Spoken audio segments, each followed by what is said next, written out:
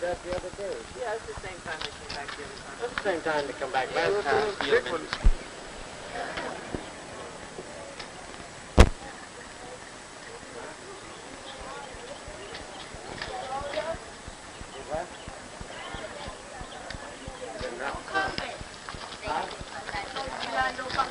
Told you not to come back. Well, he let some of them in, but he wouldn't let all of them. How come he wouldn't let you all in? I don't know. We didn't register. We registered at Willow Wilson and don't come back. Don't come back no more. Don't come back anymore. Did they say you registered at the wrong school or what? He said we didn't register. We didn't register. We registered at Willow Wilson. Where'd you go to school last week? We didn't go last week. Down here? We just started today. What'd they say? So we didn't register. register, We registered with the Wilson West Coast. They don't come back. You haven't registered at all over Most here. of them have registered. They wouldn't let me go. What happened? They turn them around. They take my daughter in, but they turn the rest of them around. Turn about 30-something around. Any reason for it? Told them to go to the colored school. Told them to go back to Willie Wilson. Is that because they didn't make transfer applications? Uh-huh. Oh, I See, these the kids is going, you know, that made application over to the color school. to go to the color Go to color Well, school. mine didn't. No, Mine but didn't. some of them did. Some of them, you know, they didn't have the application to go to color school. Did some of them get, when this white guy was running around, having them sign The another withdrawal, application? yeah, my husband. And a lot of them signed it My by husband mistake? did. Yeah. I signed mine back to Willie Wilson, but they taking me in this morning over to school. I understand. So application was in over there. But I had a change on account of my husband. I didn't have mine. Most of these children didn't make out the application for the white school. Well, mine did. Mine did too. You going back tomorrow? Yeah. Going back 8 o'clock in the morning, they'll be there. You can't get in unless you've got...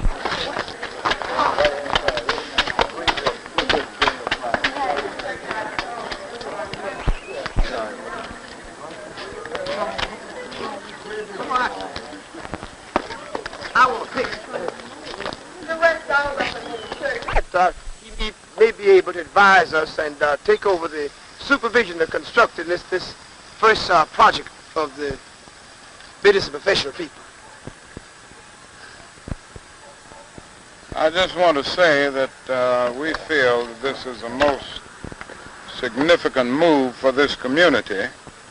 One of the things that we've been saying all along is in the future, all over the South and all over the United States, we're going to build more businesses in the Negro community, more cooperatives, and we're going all out to achieve economic power. And I think this is one of the first expressions of this in Mississippi, and we intend to follow it through. I think also that this is the beginning of the complete economic redevelopment of Grenada. We're going all out to get federal programs in the community to deal with the housing conditions, which happen to be terribly depressing conditions, and to deal with the general economic deprivation of the Negro. And we feel that this new venture is one of the first and finest expressions of this, and we think it will come into fruition in the not too distant future as an expression of the collective pooling of resources on the part of Negroes in the community of Grenada, Mississippi. And I'd like to correct that name. It's Jonathan Walker, of Walker's Construction Company in Atlanta, Georgia. Dr. King, is this a certain special kind of black power? Well, if we use that phrase, as you know, I don't use the phrase, but if we use that, I would certainly say this is the kind of concrete, real black power that I believe in. I don't believe in black separatism. I don't believe in black power that would have racist overtones, but certainly if black power means the amassing of political and economic power in order to gain our just and legitimate goals, we all believe in that, and I think all white people of goodwill believe in that. And this is what we are beginning to see in Grenada. We are gaining political power. Some 3,300 Negroes are now registered to vote. And with this new economic venture and even larger ones in the future, this will give the kind of economic and political power to the Negro community of Grenada that will be so significant in achieving and fulfilling legitimate goals.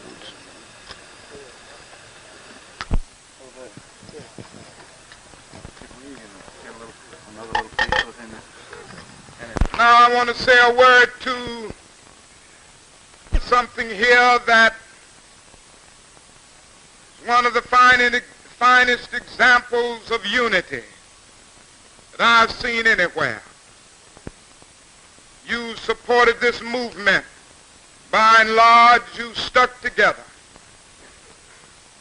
Let me stress the fact that we can achieve much more through unity than we can through division.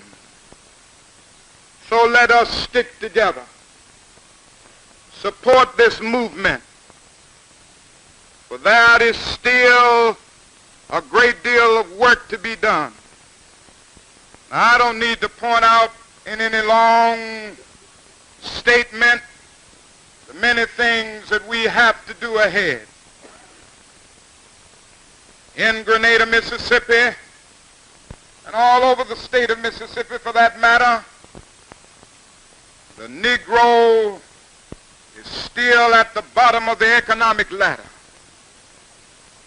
The vast majority of Negroes of this state are poverty-stricken, unable to afford the basic necessities of life. In the Delta of Mississippi, some 60% of the people, Negro people, are unemployed. 90% or more are poverty-stricken. There are thousands and thousands of Negroes all over the state of Mississippi earning less than $800 a year. This is criminal.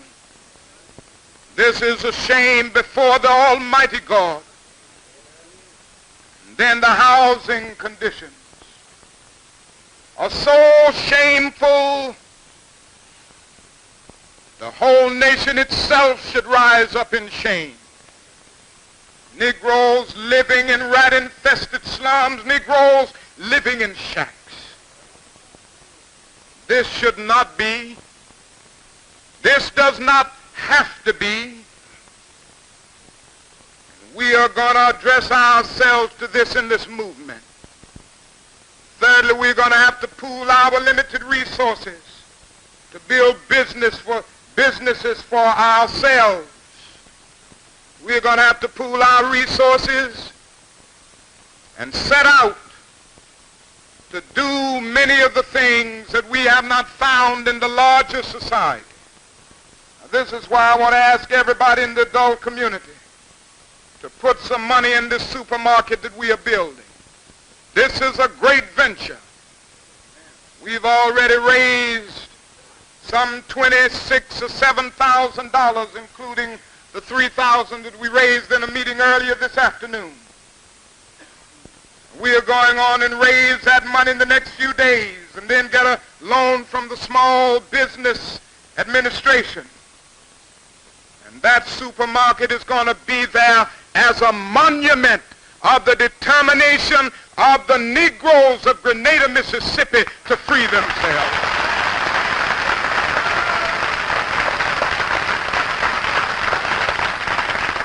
And I want to ask you to support it. Now, everybody can't get $100 worth of shares or $1,000 worth, but I believe almost everybody can get at least $5 or $10 worth, so that everybody can feel a part of this cooperative movement. we are going to map a program to really get Grenada not only set up as an open city, but we are going to map a program to get more money in the pockets of the Negro people of the city of Grenada.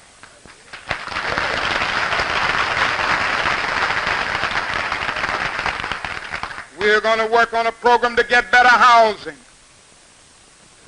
And I'm going to Washington personally to talk with Dr. Weaver, the head of our housing program in this country, about getting, on the one hand, public housing in Grenada and other places in Mississippi where we don't have it, and secondly, to build housing units for low and moderate income families that we ourselves can own. But now there's a plan in the federal government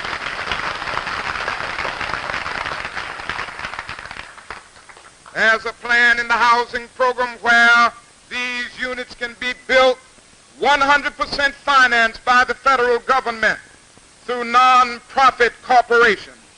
I'm going to be meeting with the ministers in Grenada, urging them through their churches to build homes all over this city for the Negro people so that we can live in honor and we can live in dignity and that we can live in sanitary housing conditions all over this city.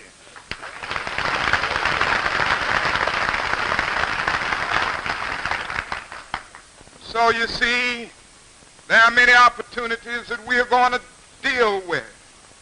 There's a poverty program, and we're going to get that poverty money right here in Grenada.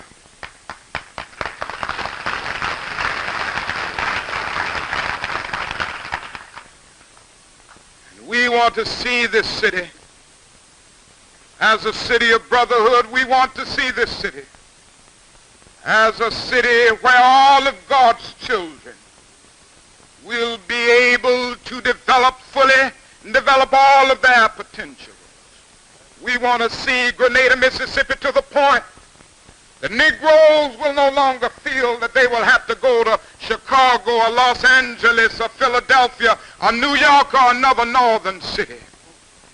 Well, I say to you tonight, my friends, the problems we have in Los Angeles today, the problems that we have in Chicago today, and all of our northern communities are there because of the apathy and the indifference of the North about conditions down in Mississippi. And if Mississippi had been a livable place, Negroes had been able to get skills and education in Mississippi, many of the problems that we face in Chicago today wouldn't be there now.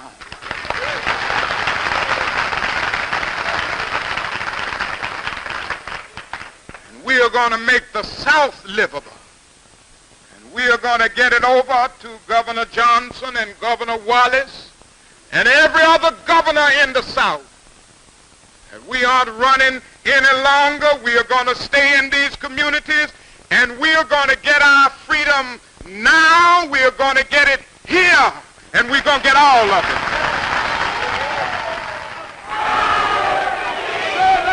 Who's our leader? Who's our leader? What do you want? What do you want? Dr. King can't hear you. He still can't hear you. When do you want it? How much do you want? Oh, shucks now. And we open our meeting for fear the freedom singers and put you to sleep. Where's Bill and all of them tonight? Grenada, Mississippi, a model city.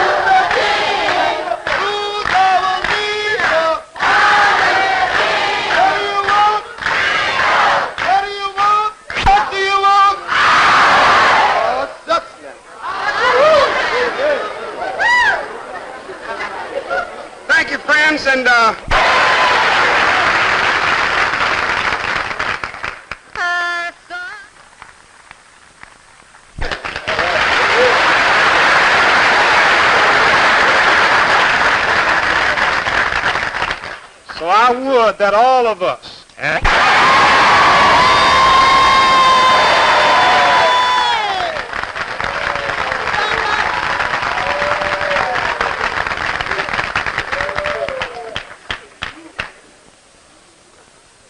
and a warmth of spirit.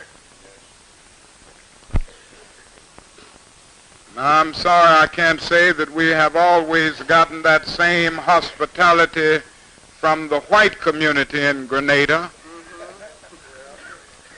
but certainly you have given us a kind of cooperation and a kind of support. You have given us courage of individuals willing to suffer and sacrifice for something that they really believe. And this is exactly what you have done in Grenada. You have been led.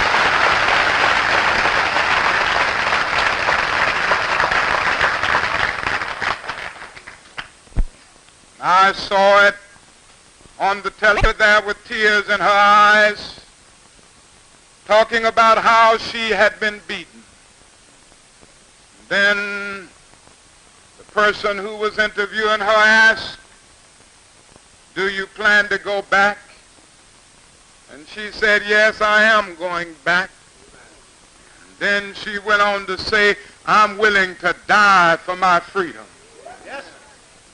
As I looked at that young girl, as I looked at others who were facing and sprang forth full grown from the head of Zeus, I'm so happy that our God didn't do it this way. He made it necessary for us to pass through childhood before we could get to adulthood. We read, and this is what we must see.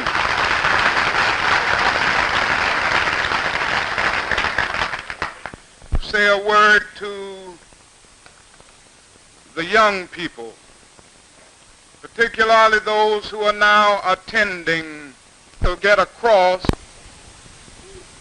Now this leads me to say a word to the white community.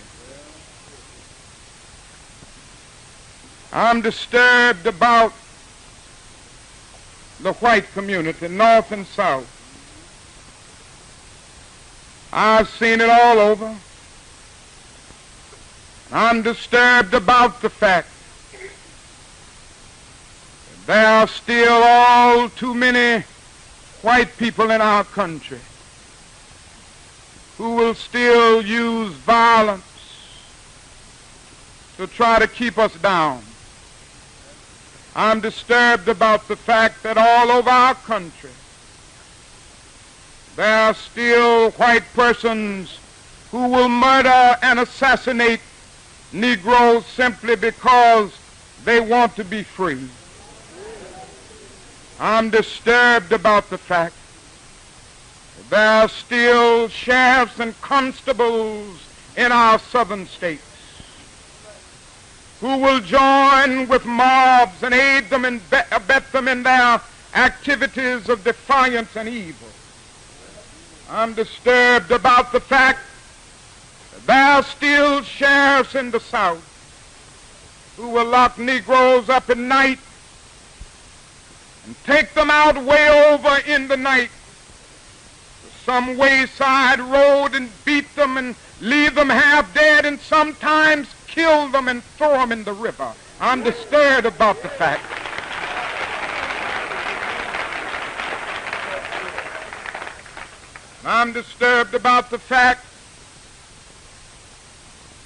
there are all too many political leaders who are still feeding their constituents with the stale bread of racism. I'm disturbed about the fact that in Alabama and Mississippi, tens and tens of murders have been committed. Negroes and white civil rights workers. Nothing has been done about it. This disturbs me. Oh, that is a need now for something to be done. But I'm not only disturbed about these obvious violent culprits. I'm disturbed about some other forces in the white community.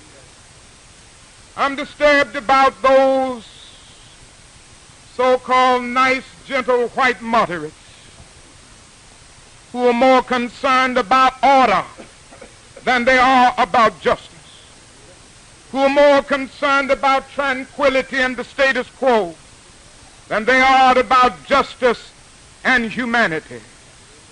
I'm disturbed about them. I'm disturbed about some of my fellow white clergymen. I was happy about a white clergyman here in Grenada yesterday. I read about him. Some of the courageous things that this Methodist minister said. God bless him for the courage. God bless him.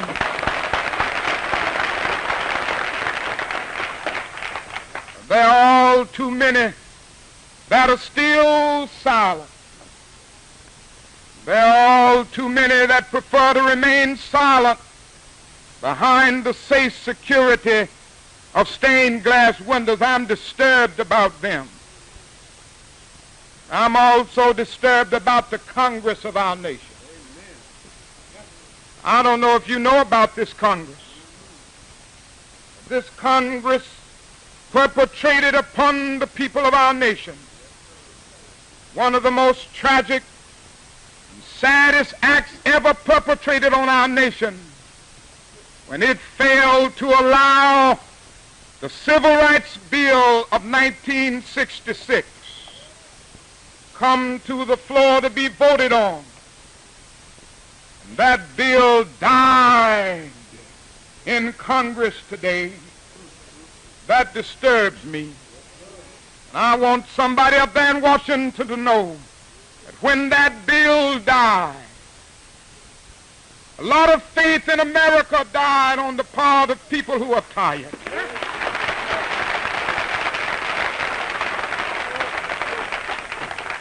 I want that Congress to know that when that bill died, our nation's verbal commitment to truth died. That bill died in Congress today. Our so-called commitment to democracy died when that bill died. Our so-called commitment to justice died. And I want to say to the white community of America, you can keep on doing this if you like to. You can engage in these suicidal acts if you want to. You're leading our whole nation down a dark alley of defeat. The world is looking at America. 2/3 of the peoples of the world are colored. And they are wondering whether we mean what we say when we talk about democracy. And this kind of reaction only weakens our prestige in the world. But not only that, it increases the frustrations and the despair and the bitterness of all those individuals who've been under the yoke so long. And I say tonight to white America, that there will be no rest, there will be no tranquility in this nation until the Negro has his freedom.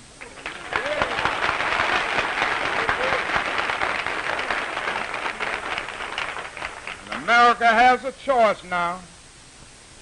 Either you give the Negro his God-given rights and his freedom, or you face the fact of continual social disruption and social chaos. America, which will you choose?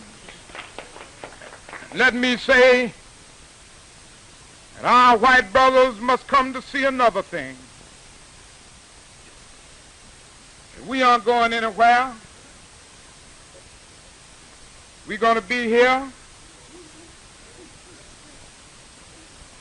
We've heard about Back to Africa movements. I love Africa. That is our ancestral home. I've been to Africa at least 4 different times, and I get a great sense of dignity as I walk the soils of Africa. I love Africa. But I'm going to live right here in the United States. I don't plan to go to Africa. This is my home. We've labored.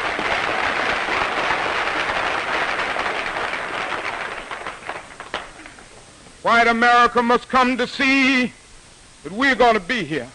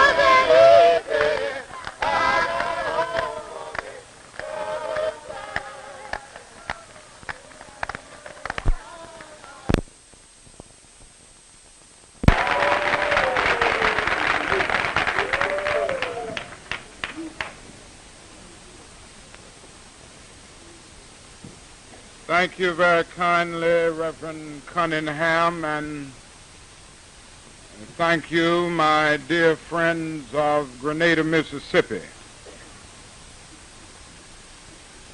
In a sense, I should open by saying tonight that I'm happy to be back home. And I say that because when we were here during the Meredith March, and I had the privilege of meeting so many of you, I really felt a sense of hospitality and a warmth of spirit on the part make standing amid the surging murmur of life's restless sea. But ever and again, you have gotten up and this is the beauty of this movement. You've been an inspiration to all of us.